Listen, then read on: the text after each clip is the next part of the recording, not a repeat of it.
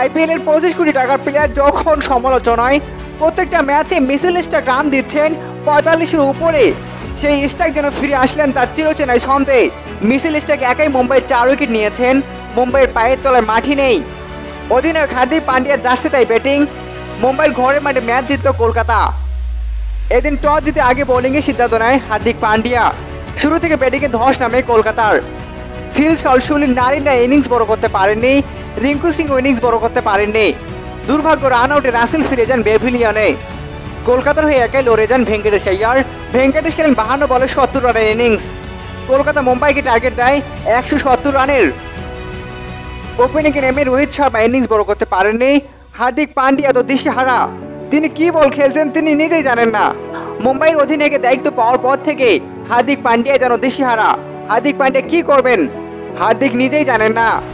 মূলত সূর্যের কারণে ম্যাচে টিকে ছিল মুম্বাই ইন্ডিয়ান্স।